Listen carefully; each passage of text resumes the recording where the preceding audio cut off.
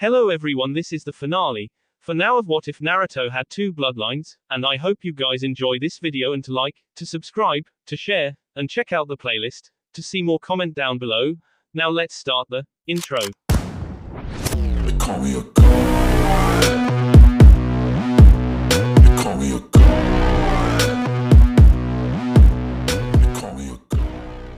Join my membership, the perks are great. It's in the description. Be sure to like and subscribe, it gives me more motivation. Enjoy. The Uzumaki twins were given a break from training. With this chance, they, somehow, managed to remain quiet for the entire period, to Fukasaku's surprise. What kept them quiet and behaved, for a change, was Jiraiya's book that they had received from Fukasaku.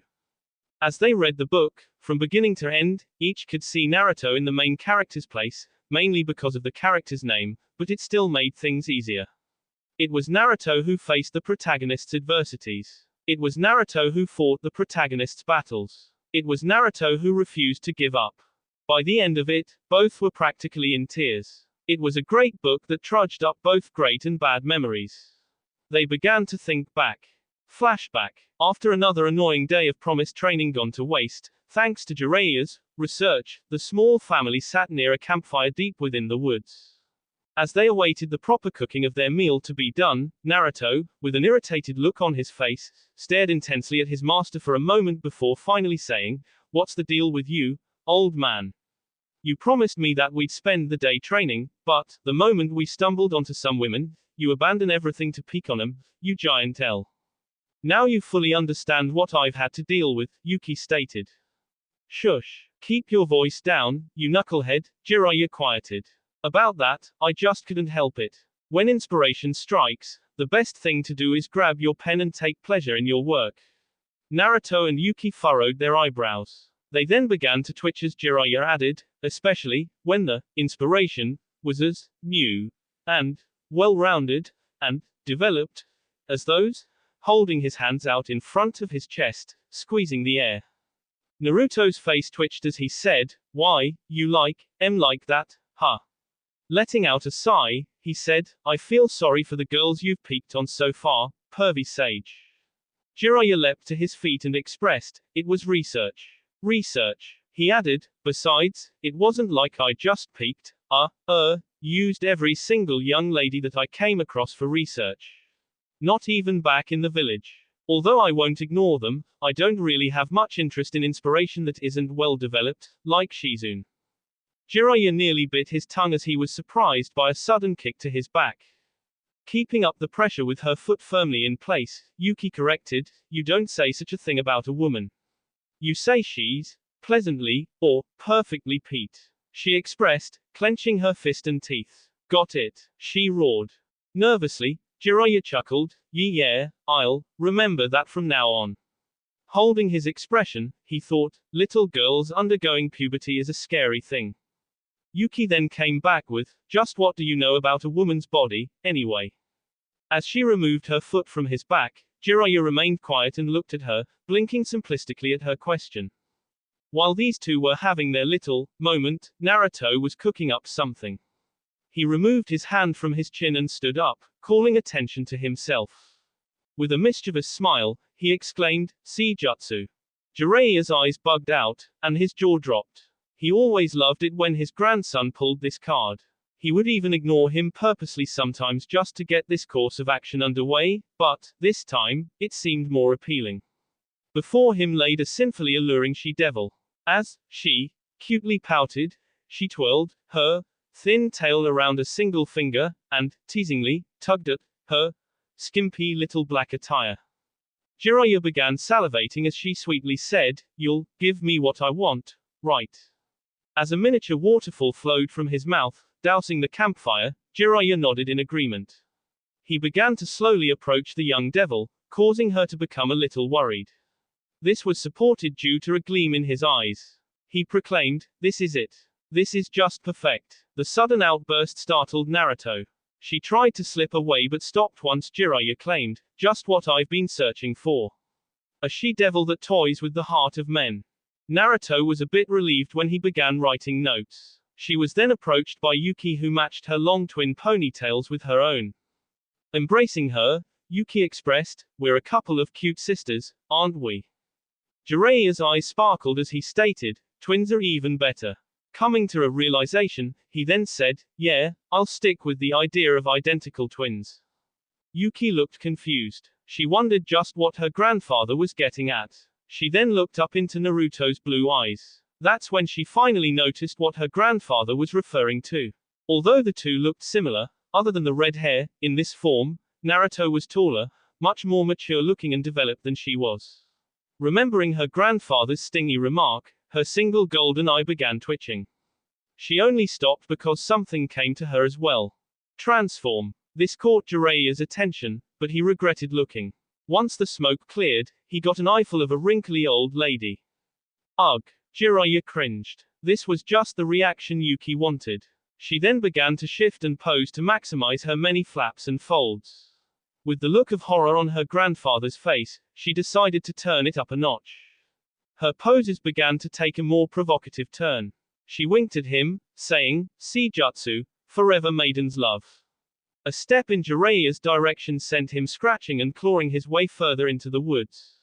Transforming back, Yuki giggled mischievously at her results. She then turned to Naruto. With another mischievous look in her eyes, she suggested, "So, big sister, how about we bathe before we eat dinner?"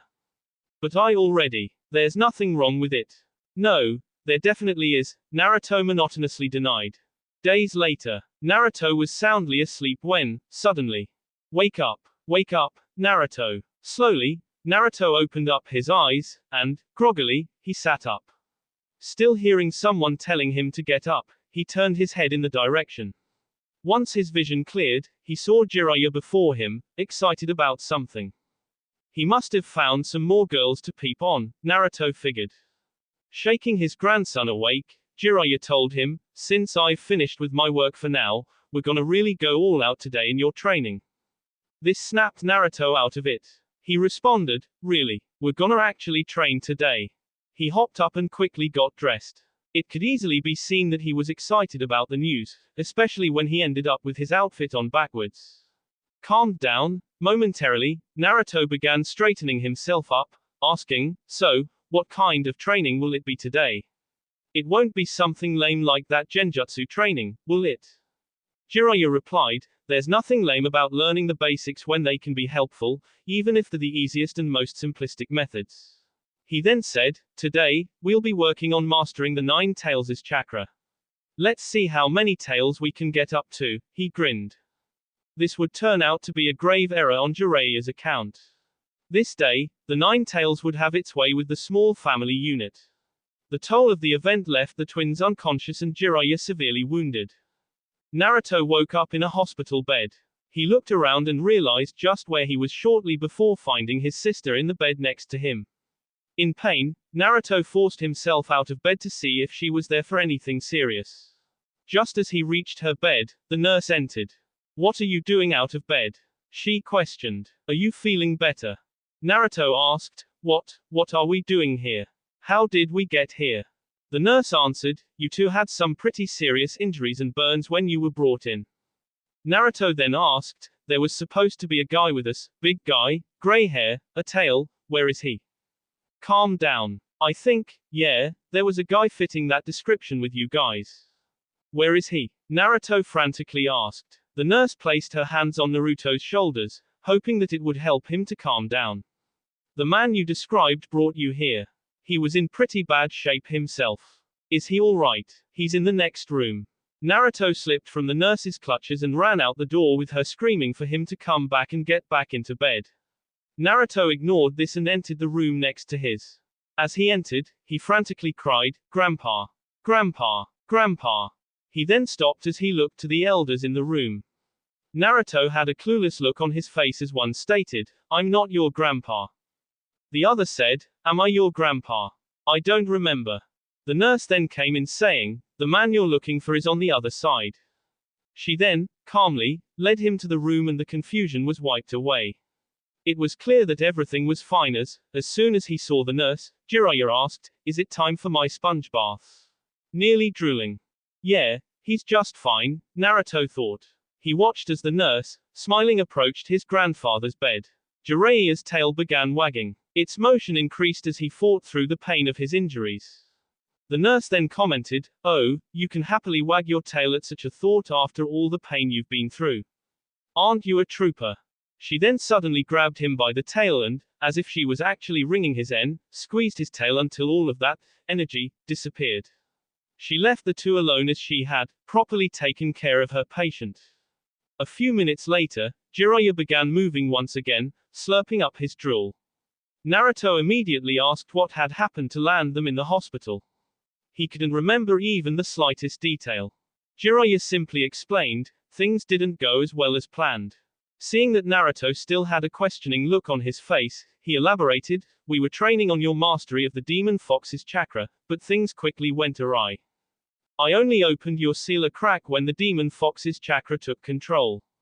You grew a fourth tail and all hell broke loose. Poor little you was in the same boat after that, and the two of you began fighting it out. The rest happened so fast. When I finally managed to get control of the situation, I had been seriously injured, but you two were my main priority." On the verge of tears, Naruto said, "Grandpa, I'm sorry. I was too weak and failed at." Jiraiya cut him off there. "You aren't weak. The fox was just too much for you to handle this time. Sometimes, you face an opponent and the odds are stacked against you. It happens, so you just have to suck it up and find a way to win. In order to do that, you have to fight until the end. Hopefully, no. I know that you'll find a way to come out on top." Jiraiya's words were encouraging, so much so that Naruto's sorrowful expression had gone and a smile began to replace it. He then got up to leave and get some rest as Jiraiya had requested. He was calling the nurse for a sponge bath. Naruto wasted no time in getting out of there. He headed back to his and Yuki's room, passing the nurse. As he was about to enter, he heard his grandfather let out a weak scream. This got him thinking. I have to find out. Naruto quietly entered his room, trying to avoid waking the sleeping Yuki. He grabbed his things and snuck to the roof. From there, he escaped the hospital, leaping from rooftop to rooftop. A figure on the distant rooftop noticed this. As his black and red cloak fluttered in the wind, he stated, "Target sighted." For a moment, he stood in place, watching Naruto advance further away. Then, he began trailing the young lad. Naruto, through the occasional sharp pain, continued until he had arrived back at the site his sister, and his grandfather had camped out in. He then proceeded further into the woods and into a rough terrain. Because of all the devastation and scattered debris of said rocks and broken trees, it was even more rough-looking than it was originally. He walked through it, stepping over this and leaping over that. To himself, he thought, I did all of this. His stalker watched as he took in all the destruction caused initially by him. He then heard Naruto shout, "Damn you, you stupid fox!" As did the entire mountainous woodland area. Naruto gritted his teeth and declared that he wasn't going to lose to a thing that could use him to cause such chaos the way it had. It had even landed his family in the hospital. He had to get stronger. If not for his sake, then for those that could potentially be hurt by him in such a state. Naruto found an area, a crater in the earth, and began his training, using it as a means to fuel his urge to win against his foe. As a warm-up, he did push-ups, sit-ups, lunges, and squats and moved on to trying to push an oddly shaped boulder back to the top of the crater. He wouldn't give up no matter how tired he was because, in his mind, if he couldn't manage his new training regimen, then there was no way that he could win against his beastly rival. Once he finally succeeded in making it to the top of the crater, he was to begin the next part of his training. He would take the oddly shaped boulder and push it to the edge of the forest and back, mainly using his arms one way and his legs the other. He pushed and, even though he was already feeling exhausted, pushed some more. Because of his determination, he managed to go there and back, but ultimately failed in returning the boulder to the edge of the crater as he was discouraged from suddenly smacking his head against it as it was in sight. Exhausted, and with a throbbing headache, Naruto took a moment to lie down and rest. Shortly after, he began to notice that his eyes were becoming harder to reopen. He tried to resist, but, after the exercises and pushing the large and oddly shaped boulder across the vast forest, Naruto's drowsiness was getting the better of him. Desperate, he tried one last time to shake it off and get back to his training. He sprang to his feet, only to flop on his face, and he was out like a light. Seeing this unfold, Naruto's mystery stalker said to himself, "This seems to be a golden opportunity." As Naruto slumbered, a short amount of time passed before a large shadow was cast over him. It seemed to be inspecting his sleeping form. It slowly approached, but, with the sudden ferocious growling of his stomach and sudden movement of his body, the shadow backed off. Another rumbling growl from his stomach awoke him from his slumber. He wiped the sleep from his eyes but was shocked at what he saw before him. Unsure whether or not it was a dream, Naruto wiped his eyes and gave his vision a moment to adjust. He was then startled to find that he wasn't dreaming. What were you doing just now? Naruto groggily asked. With no reply other than growling, Naruto went on, "Don't think that things will just be that easy. I don't have anything to give a big bear like you." The bear, still rather young as far as Naruto could tell, sat down and raised its front paws, waving them as if it was asking Naruto for something. Irritated that it wouldn't give up so easily, Naruto reached into a compartment on the side of his backpack. He pulled out a bag of trail mix. He poured some into his hand and offered it to the bear. It gladly accepted it. Before he realized it, Naruto had run out. Hearing the bear let out a low growl, one that was overshadowed by the one from Naruto's own belly, he said, "I know you're still hungry, so am I, but I don't have anything else on me." The bear got extremely close and began rubbing its head against Naruto's. It was practically in his lap as it tried to show affection to him, and get more food while it was at it. As it began to lick him, Naruto began to wonder if it was tasting him or entertaining the thought of finishing its meal with him as the main course. With these circumstances, he decided to take a break from his training while he got himself, and his new acquaintance, something to eat. They proceeded to the river. Here, they caught several fish. Naruto gave the bear a good amount but was sure to leave it extra so that it wouldn't bother him once he resumed his training. As the bear ate its share, Naruto took his and returned to the training site to finally cease the incessant whining of his own beast of a belly. He cooked and ate a lot of his share but saved some for another time. For now, it was time to get back to training. Next on his agenda would be ninjutsu. If he was going to control the Nine Tails, a creature said to be made of chakra, he would have to train to properly use his own. He was a bit hesitant, however. If he used up too much of his own, there was a chance that the Nine Tails would take over with its own chakra. If that were to happen, then it would be the same all over again, but, this time, there was no one around to stop his rampage. Naruto thought about it carefully. Resolving the matter, at least this early in his training, Naruto sucked it up and leapt into the crater. He wanted to practice various moves that consumed much of his chakra supply. His shadow clone, Rasengan, and Dragon Wave were the first things to come to mind. He figured that this training wouldn't only help him with chakra management but also coming up with various methods to utilize to ensure his attacks would hit. While down in the crater, he pretended that he was locked in a cage with an opponent, created by himself, and that they would have to fight it out until neither could continue. For the first few rounds, he would be using mainly the Rasengan and the Dragon Wave in the following rounds while his clone could fight with whatever was in his arsenal of attacks. It was tough only being able to use a close-range attack that your opponent knew would be coming, not to mention that he would do everything in his power to keep you at bay. The first was certainly one of the toughest. The distance between them was constantly being reinforced by several barrages of Dragon Wave attacks. It was all Naruto could do to avoid being defeated by his own clone. Naruto tried his usual method. He created a clone to help produce the Rasengan and used it as a decoy, but, being him as well, the clone already knew this play. He fired directly at the original who, in turn, tried to use the Rasengan to block but was still blown away from the explosion caused by the colliding attacks. Naruto crashed into the wall of the crater but refused to throw in the towel just yet. He was determined not to lose this round and tried again. He created a clone and formed the Rasengan. He tried to maintain it while dodging the opponent's attack while trying to get close enough to use it. He tried to use the Shadow Star along with it, but trying to utilize both techniques at once didn't pan out. Trying to focus on one lost him the use of the other until he had completely lost his offensive attack. Shocked that this had happened, he was a sitting duck for the next attack. He couldn't get out of its way fast enough. He was blown away. The clone's attack had hit, and there was no sign that Naruto was going to be coming at him again, but the clone hadn't disappeared. He realized this too late. Just as the last of the effects of the explosive attack had faded, the clone heard a single step accompanied by the usual sound of Rasengan. In one moment, the clone was picked up off the ground and spun through the air by the powerful attack. It was fully destroyed before it had even hit the wall. Naruto hunched over once the clone was gone.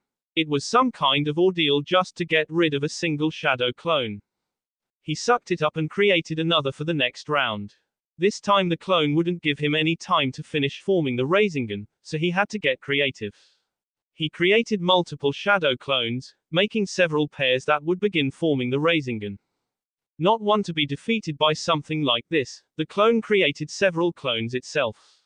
With them, it launched into the dragon's wrath attack. As the attack sped through much of Naruto's forces, the crater's size was exponentially increased. They waited for Naruto to show himself, arming another wave of attacks. He exploded from the dust cloud, attacking with a Rasengan through the air. On cue, the small army of clones fired and blew Naruto back. As expected, this was just a diversion. Naruto came running through the smoke this time. He had an opening and was taking it, or so he thought. Through the front line of clones, another wave of attacks commenced. Naruto, and his accompanying clone, was surprised to see this.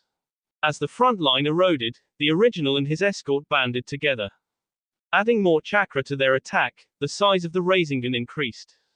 Its sheer size managed to save Naruto from a direct hit, but the collision of the attacks just resulted in another explosion. This time, however, Naruto was close enough that several of the clones were caught up in the blast as well.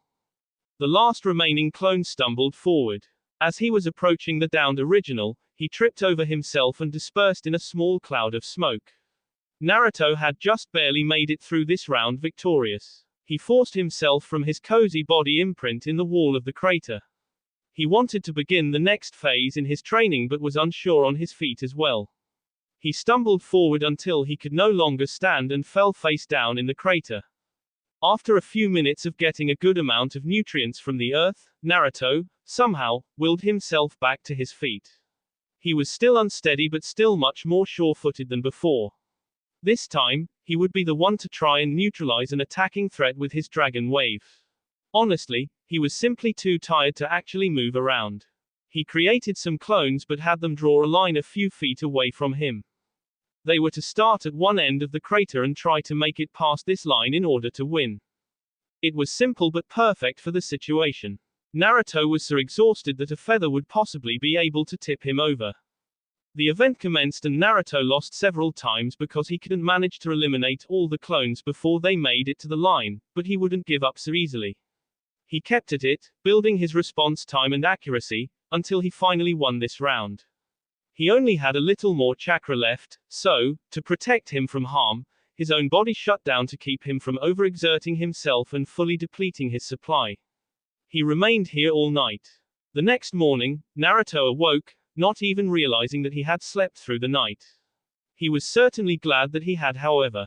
He awoke refreshed and feeling a little better and stronger than the day before.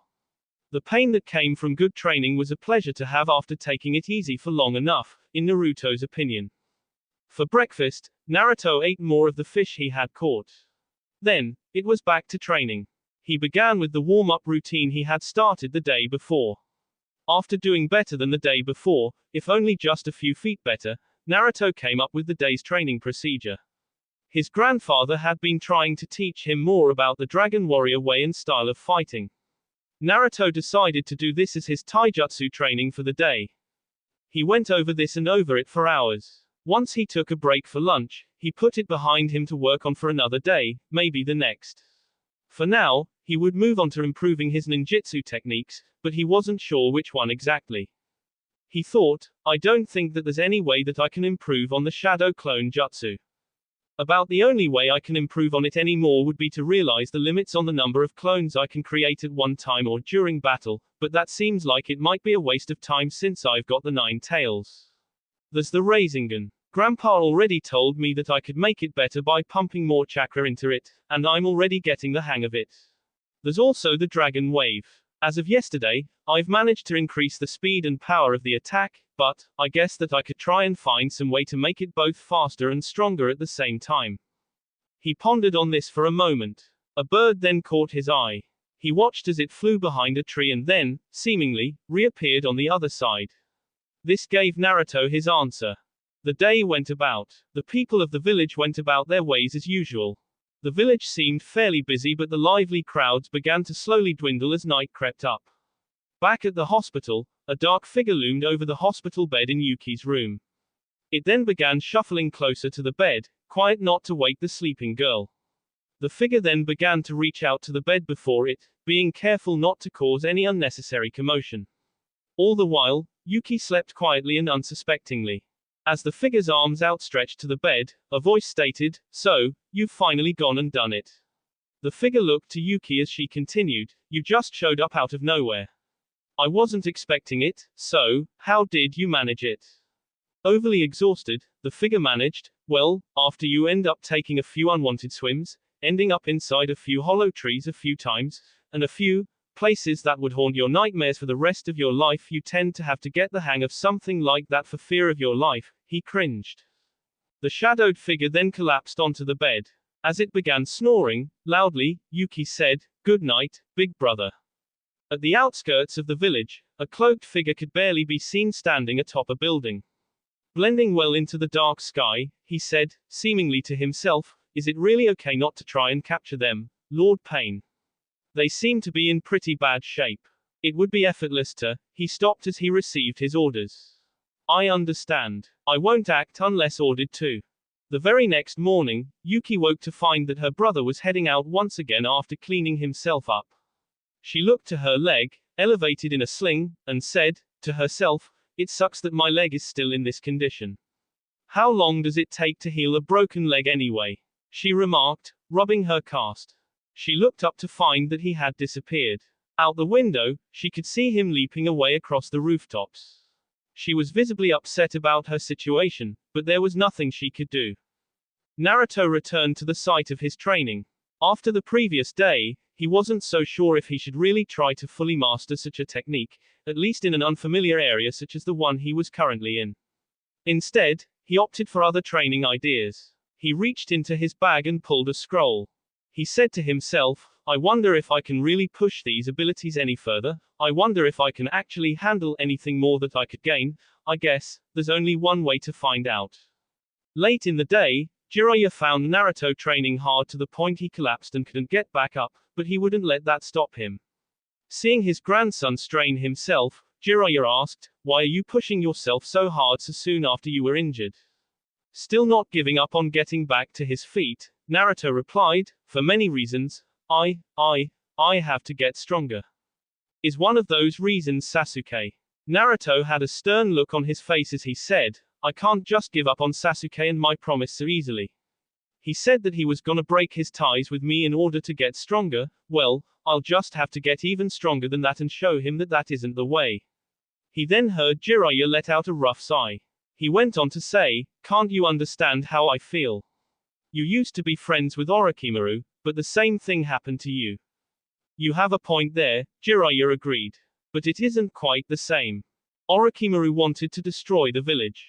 I'm not sure why, but I think that it had something to do with his parents' deaths.